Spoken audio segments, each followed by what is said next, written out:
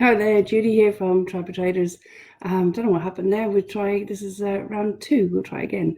It just stopped working. Don't know why. Anyway, here we are now. Okay, so today we're going to talk about drawdowns, trading in drawdowns. Big topic for traders, as I'm sure you understand. I'm sure you know. And over the past couple of years, working with traders from around the world, I have seen so many different approaches to drawdowns, um, and so many different ways in which traders deal with it and the impact it has on traders. Okay, so my question to you is, are you strategic about how you manage your drawdowns, or do you have the philosophy that you just trade through a drawdown? Now, trading through drawdowns is something that is often taught in the industry. It baffles me. I promise you, it baffles the hell out of me. I can't understand it. I absolutely can't understand it. I've heard people telling me, or people have told me, that they have been taught that the more you trade through a drawdown, the greater the trader you will be. And it's my opinion that, contrary to that, in actual fact, that is paramount to having zero respect for money, zero respect for your capital, zero respect for your wealth building, and that's once your way of blowing your account. There's a fundamental issue if you are in a drawdown and you continue to trade in a drawdown. There's something wrong. Okay, there's no need for it. There's no need for it. Hey, listen, you're always going to have losing trades. As I said earlier in the week, losing trades are akin to cost of sales in your business. So that's standard. That's normal, right? And ideally, where you need to get to is having a consistent success rate in the strategies that you trade. That is why one of the philosophies in the Try Traders is to master one strategy at a time. So you build up a consistency around that strategy. You know what your success rate is. Therefore, when you lose trades, you still lose trades and you win trades, and at the end of the month you have an average success rate. Those losing trades are part of the whole. You lose attachment to having those lost trades, okay? Because you know and understand that they're part of the whole. They're needed in order for you to have your consistent success rate. Because we all know that you can't win 100% of the trades 100% of the time, right? So that's a different topic, and that's why I say master one strategy at a time. One of the reasons is get really well acquainted with it, get to a point where you have a consistent success rate, move on to the next strategy, and have that as something that complements your previous strategy, right? So it must all build up to if you're trading more than one strategy, you got to make sure that it forms part of a portfolio that complements each other. Okay, but that was a aside. But back to drawdowns.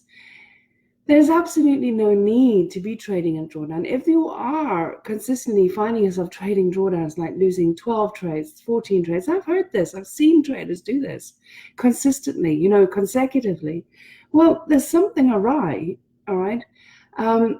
And there's two things I want you to consider going forward. One is, have a target or a managed target or a way of managing your trading when you're in drawdown. So what I mean by that, have a target. I'm sure you have a target for your monthly trading, like might be 4%, might be 6%, might be 9 or 10 or 11%, whatever it is, what your target is. Equally, have a target that you allow yourself to get to each month and no more for your drawdown, right? And it must never be greater, obviously never be greater than your monthly target, ever. So if your monthly target is 9%, for example, never trade greater than 9%. Never trade to a drawdown in a month that's greater than 9%, ever. Okay. Mine is about 3/4. It works out at about 3/4, but typically speaking, I'll be only ever drawdown to that extent, maybe once a year. And because of the second part of what I'm going to ask you to do, it's one of the things that helped me massively in managing my drawdowns. right back in the early days. It was a massive breakthrough for me, and it's quite simple. When I lose one trade, it's okay. It's part of the whole, right? There's another trade, that's okay. There's another trade, that's 3 now. Now I'm getting, okay, what's going on here? All right, because I know the flow. I know how I trade. I know what I do. And I lose the third trade, and I was like, okay, what's going on here? Now it's getting in beyond the realms of my sort of normal success rate. Okay, so I start asking myself now this one question before I even try to take my next trade: is it me? Is it the market? Or is it the strategy? They're the 3 questions I ask myself. And one of the most powerful things I ever learned in life, ever in my life, was from my coach, my mentor, Dr. John DeMartini. Was one of the things I learned from him was the quality of your life is dependent on the quality of questions you ask yourself. Now, at first when I heard him say that, and he was telling me this, I didn't understand what on earth he was talking about. Like, what are you talking about? It's just like seems so bizarre. Okay. But the more I thought about it and the more I did it, because I really trusted my mentor, and still trust my mentor, but the more I thought about it, the more and the more I did it, the more I could see the tremendous value in doing it. So in that vein, asking yourself that question is very powerful. Because the first time you ask yourself questions, right? The first time you're like, is it me? Is it the market? Is it strategy? You know what I'm saying? It's like, well, you don't have the clear answer. But the more you do it, the more you open that line of inquiry, and the more you will be honest with yourself. Now, it is my opinion that being honest with yourself has got to be the hardest thing to do, hardest thing we have to do in life. But when you start getting used to asking yourself that question, is it me, is it the market, or is it the strategy? You'll start coming up with honest answers, okay? We'll leave is it me out of this for now, okay? But is it the market or the strategy? Is it the market?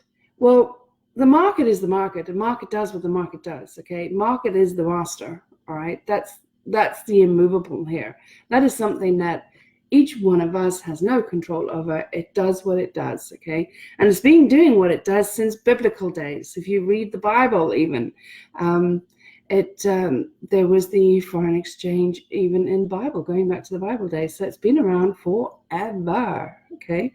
And it does what it does, and it does what it does very well and very consistently.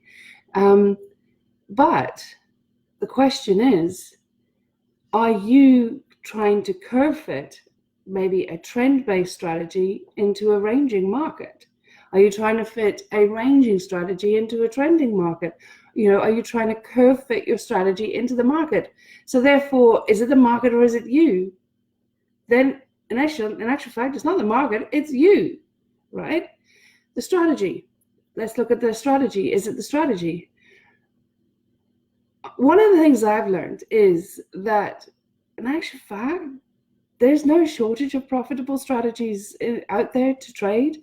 There's no shortage of ways in which to make money from the market, which is why I'm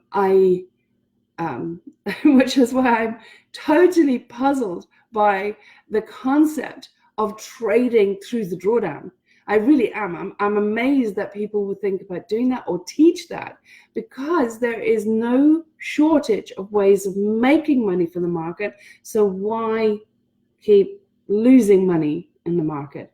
That doesn't compute for me at all. So there's no shortage of profitable strategies. Now, I mean, we're all adults. I mean, you've got to be over 18 to legally trade. I mean, we're all adults. Therefore, we know that if we're trading a strategy, we have to know it. We have to know the rules. We have to understand the nuances of that strategy. We have to, trust it and feel confident that it has been, that either we have back tested or it has been back tested, and it has a consistent success rate. Like for in the Tribe of Traders, we actually primarily trade 2 strategies, Pogo and Bugsy. Now, consistently, month on month, they have an average of an 83% success rate. So if that is the case, which if it's not the case, stop right now and get comfortable with your strategy 100%, trust your strategy 100% to the point that you own it. It's a very important strategy. That's a very important strategy to have about the strategy you trade. You've got to own the strategy, okay? So if that's the case, that you trust the strategy, you test the strategy, and maybe other people are making money on that strategy, and it has an average success rate that you've seen work, then is it the strategy or is it you? So at the end of the day, with those 3 questions, it always boils back down to, is it you? And 99.999% of the time, it is going to be you. You're the common denominator, the trader. So then what are you going to do about it? That is why I say it's mindset forward. Successful trading is about mindset forward. It's mindset first, trading second. The easiest thing in the world is to trade. Is to put a trade on. Sorry, let me correct that. The easy thing in the world is to put a trade on, okay, on the market. That's the easiest thing in the world. The actual act of trading is very easy. It's not complicated. It's very easy. But successful trading is all about mindset forward. It's all about your state, the beliefs that you're projecting onto the market. Now, it's my philosophy that we have a minimum of 3 different types of beliefs that we project onto the market every time we trade, and we need to manage that. But that's a topic for another day. We'll go into that on another day. And when you start understanding that and you start working with that, it's incredible what happens to your trading. But right now, what I want you to do is, my suggestion is, as a lead up to a point where you are confident and have a average success rate, what I'm going to suggest to you is that in order to protect your capital, in order to protect your money, your wealth building, which in turn will have a direct impact on you, your confidence, your certainty, your self-worth as well, is to have a strategy about how you work your drawdowns, okay? My suggestion is, lose a trade, that's okay. Lose a second trade, okay. Lose a third trade, and consecutively. It's time now to be asking yourself that question. Is it me? Is it the market? Is it the strategy? Okay. Go through. I still do that. Knowing that it's still going to come back to me. Still going to be me. All right? Still going to be me. It's just important to go through that process.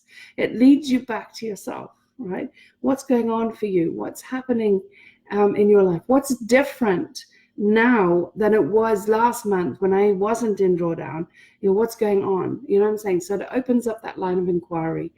So my suggestion is to have a sliding scale. So what I suggest with the Tribe of Traders is that once they get to, and everybody will have a point in which this starts to kick in. Some people, it might be 2 trades, might be 3, might be 5, whatever it is for you. My suggestion is less though, right? Because you want to protect your capital. The impact of a drawdown, which I'll go into next week in the trading community, I'm going to do a deep dive into how the trading in drawdowns has an impact on you, on your account long term. I will show you, physically show you how it impacts even just trading in drawdown for 2 to 3 months a year, every year, how that dramatically handbrakes your wealth building. So if you're not in the trading community, I strongly suggest you join. I'll put a link here in the comments after I finish, because next week I'm going to show you the impact of the drawdowns. I'm going to show you a calculator that actually calculates how 2 to 3 months in drawdown, how it has an impact on your account in 5 years' time. It's eye-opening. Okay, so have a sliding scale. What how many trades, like I say, for example, theoretically, right? 3 trades you've had drawdown. So do you take the next trade at half the risk? The next, and you lose that one. Then the following trade at half that risk. And then the following trade stop and go to demo? Or what do you do? Have a sliding scale. So never go more than your monthly target. In fact, for me, as I said, it's about 3/4 of my monthly target. Maybe even you could, in order to protect your capital, if you're not getting the success rate you'd love, protect the capital you've got. Maybe you want to have it at half your monthly target. So before you get to half your monthly target of drawdown, start reducing the risk that you're taking so you can get back into flow. It gives you an opportunity to get back into flow. It gives you an opportunity to ask yourself those 3 questions and to deal with them. And so you're still in the market, so to speak, okay? And then you start getting back into flow, and you start getting more winning trades than losing trades, and then you can start increasing your risk again, all right? Have a strategy around your drawdowns. Do not just keep trading. And ask yourself those 3 questions. Is it me? Is it the market? Or is it the strategy? And the more you ask yourself that question, the more you will understand that it always comes back to you, the trader. Because trading is all about being mindset forward. The act of trading is the simplest part of trading. The successful trading is mindset forward, is mastering your own state, mastering your beliefs, mastering your relationship with money, and mastering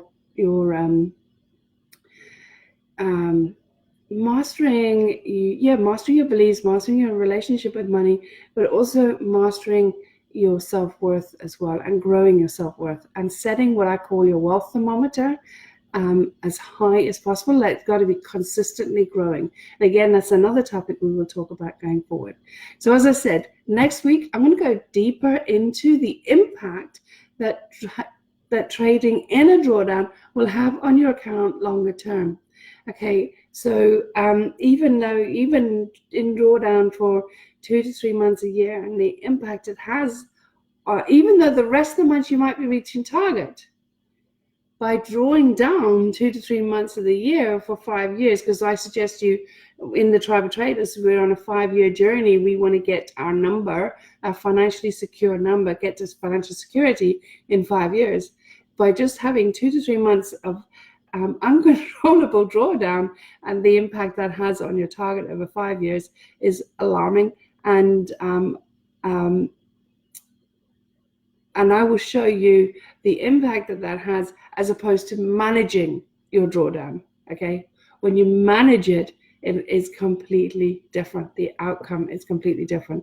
So join me in the trading community, and next week we will do a deep dive into that. And in the meantime, I'm going to wish you all the best. Have a wonderful day. It's NFP today, so we're not trading in the Tribe of Traders. Have a wonderful, wonderful weekend. Take care. Bye-bye.